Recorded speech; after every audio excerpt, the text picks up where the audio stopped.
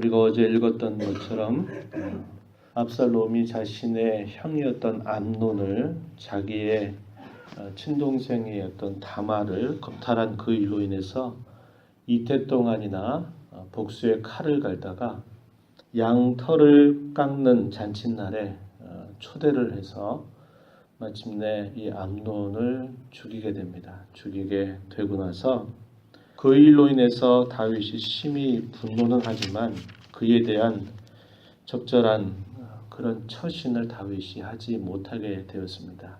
일반 백성들에 관하여서는 이렇게 의로움과 공평함을 잘 드러내서 잘 다스렸던 반면에 자신의 왕가에 일어나는 이런 자식들 간의 이런 살인의 문제들, 이런 부분들에 관해서 그가 엄정하게 이런 부분들을 잘 처리하고 공정하게 처리하지 않고 다만 화를 내고 또 분노하고 그런 정도로 그치다 보니까 아버지의 면전에서 떠나서 자기의 어머니의 그 고향으로 가서 3년 정도의 시간을 보내게 되는데요.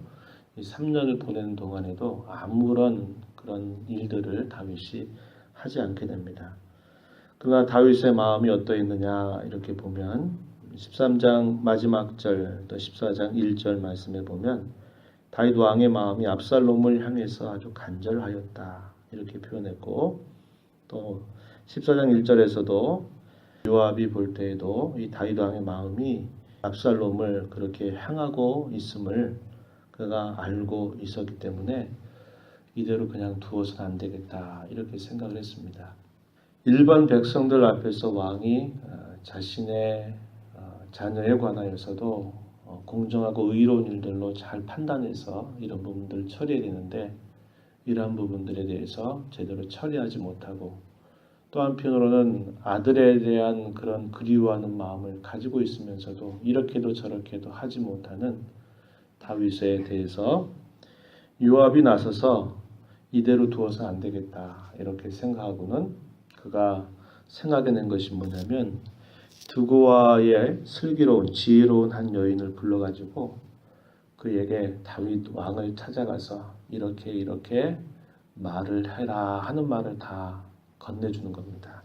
그래서 흥복을 입고 매우 슬퍼하는 그런 태도를 취하면서 다윗 왕에게 나아가서 왕께서 판단을 좀 해달라 이렇게 부탁을 하고는 이 과부에게 아들들이 있다고 소개하는데 이 두 아들이 싸움 끝에 한 아들이 죽었다는 것입니다. 사람들은 그 남은 하나의 아들이 살인 죄를 범했기 때문에 그 아들을 내놔라, 악을 행했기 때문에 내놔라 이렇게 사람들은 요구하는 것이 있고 그러나 그 여인이 봤을 때는 두 아들 중에 한 아들이 죽었다 그래서 그 아들을 사람들에게 내어주면 그 나머지 한 아들도 그가 죽게 될 경우에 자손이 끊어지는 그런 어려움이 있는데 이 문제를 어떻게 해야 됩니까? 마을 사람들이 계속적으로 내놓으라고 요청하고 있는데 이걸 어떻게 해야 됩니까? 이렇게 왕에게 묻는 겁니다.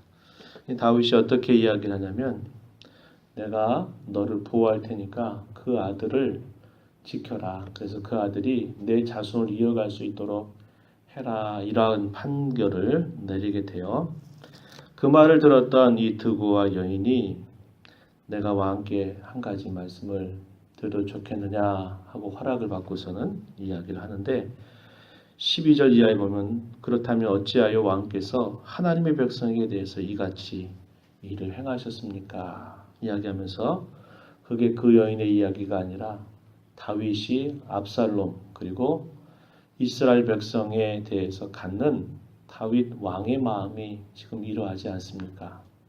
이렇게 이야기를 하는 거예요. 이야기를 쭉 들었던 다윗이 눈치를 챈 겁니다. 요압이 내게 건네준 거 아니냐 이렇게 물었더니 예 그러합니다 이렇게 답변을 하게 돼요. 그래서 자신이 어떻게 이렇게도 저렇게도 못하는 것에 대해서 요압이 그렇게 그 여인에게 말을 건네준 걸 알고 마침내 자기가 했던 말대로 이 압살롬을 데려옵니다. 이 압살롬을 만나지만 이 다윗이 여전히 어떤 태도를 잘 취하지 못합니다. 우유부단한 그런 태도를 가지고 있는 거예요. 그래서 예루살렘으로 압살롬을 데려오긴 했지만 그 2년 동안이나 여전히 다윗 왕은 압살롬을 보지 않습니다. 얼마나 그 관계가 힘들고 불편했겠어요. 그래서 압살롬이 안 되겠다 싶어가지고 이 압살롬이 어떤 계획을 세우냐면 자기 근처에 요압이 소유하고 있는 밭이 있는데 그 밭에다가 종들을 시켜가지고 불을 지르게 한 것입니다. 물론 그 전에 어떤 일을 했냐면 요압에게 요청을 했어요. 왕을 좀 만날 수 있도록 해달라. 이렇게 요청을 하지만 요압도 중재했음에도 불구하고 다윗 왕이 한 번도 이 압살롬을 만나려고 하지 않는 것을 보니까 왕의 마음이 여기 없구나 이렇게 생각을 하고는 요압도 이 압살롬의 청을 들어주지 않습니다. 그러니까 압살롬이 계획을 세운 게 뭐냐면 이 요압의 밭에다가 종들을 시켜서 불을 지르게 해서 요압이 마침내 도대체 이게 웬일이냐 그러면서 압살롬을 찾아와서 만나게 될 때 압살롬이 이 요압에게 하는 말입니다. 왜 나를 이곳에 데려오게 해가지고 돌아왔는데도 한 번도 만날 수 있는 이런 기회도 없고 내가 이게 와서 도대체 2년 동안 어떻게 보낸 거냐 이렇게 하면서 자신의 처지에 대해서 이 요압에게 쭉 이야기를 하게 된 것입니다. 우리가 읽었던 본문 중에 32절 말씀에 보면은 그 이야기를 소개하고 있는데요. 중간 이후에 보면 이렇게 말합니다. 이제는 내가 나로 하여금 왕의 얼굴을 볼 수 있게 하라. 내가 만일 죄가 있으면 왕이 나를 죽이시는 것이 옳으니라. 이렇게 요압에게 말을 합니다. 이 말을 들었던 요압이 압살롬의 이야기를 듣고 다윗 왕에게 말을 하니까 왕이 이 압살롬을 마침내 부르게 돼요. 그래서 5년이 지난 거죠. 5년 이렇게. 그래서 압살롬이 왕에게 나아가서 절을 하니까 이제 마침내 드디어 입을 맞추면서 화해하는 그런 모습을 취하는 듯합니다. 그런데 이것이 또 진정한 화해가 되지 못하고 압살롬은 반역을 꾀하게 돼요. 그래서 결국 아버지 다윗을 반역해서 새로운 나라를 세우게 되려고 하는 그러한 또 시작이 되는 부분들을 우리가 보게 됩니다. 우리가 이 내용들을 보면서 참 쉽지 않구나. 한 가정에서 일어나고 있는 그러한 일들에 관해서 다윗 왕이 적절하게 왕으로서 백성들을 다스리는 일들에 있어서는 바르게 잘 치리하고 지혜롭게 하는데 자신의 가정 속에서 일어나고 있는 이런 간음이나 살인죄라든지 이런 죄의 문제들에 대하여서 엄단하거나 올바르게 그런 부분들을 정확하게 처리하지 못하니까 결국 끊임없이 칼이 이 다윗의 왕가에 머물게 되는 겁니다. 나단 선지자를 보내서 내 집에 칼이 계속 함께 하게 될 것이다 라고는 그렇게 하는 말을 했었는데 다윗이 이렇게 그의 왕가에서 일어난 일들이 똑같은 일들이 일어나고 있는 걸 보는 거죠. 자신이 밧세바와 간음하고 살인을 저질렀는데 자식들의 관계 속에서 간음이 일어났고 또 살인이 벌어지게 되는 그런 과정들이 일어났는데 그러한 문제에 관해서 잘 올바르게 철신하는 일들을 바르게 했었더라면 이런 살인 문제라든지 또 그로 인해서 이제 또 반역하게 되는 이런 일들조차도 일어나지 않도록 할 수 있었음에도 불구하고 그러한 일들을 제대로 처리하지 못하는 일로 인하여 이 다윗 왕에게 큰 재앙이 임하게 되는 이런 과정들을 우리가 보게 되는 것입니다. 결국 우리가 이걸 통해서 계속 생각하게 되는 중심적인 주제는 뭐냐면 결국 그 안에 일어나고 있는 죄의 문제를 어떻게 해결해야만 되느냐 하는 이 문제를 바르게 처리하지 못하니까 어제도 그 이야기를 나눴지만 그 죄와 그 화해되지 못하고 있는 관계를 품고 있는 것만큼 그것이 해악이 되고 있다는 것을 우리는 이런 모습을 통해서 보게 되는 것입니다. 저와 여러분도 이 땅에 살아가면서 끊임없이 이런 연약함이 있고 부족함이 많이 있습니다. 우리의 삶을 두고 다른 사람이 우리의 삶을 다 들여다보면서 잘한 부분 못한 부분을 가려낸다고 한다면 뭐 다윗 정도만 아니겠습니까? 얼마나 우리의 삶이 흠이 많고 연약함이 많겠어요? 그러나 하나님께서 이러한 부분들을 기록을 통해서 우리에게 남겨주시면서 우리에게 교훈해 주시는 것은 이토록 바른 관계, 하나님과 바른 관계를 회복하는 일이나 또 사람과 사람 사이에 바른 관계를 회복하는 이 일들은 이것은 대단히 올바르고 바르게 그리고 조속하게 이런 문제들은 해결돼야 될 문제임을 우리에게 잘 가르쳐 주고 있는 겁니다.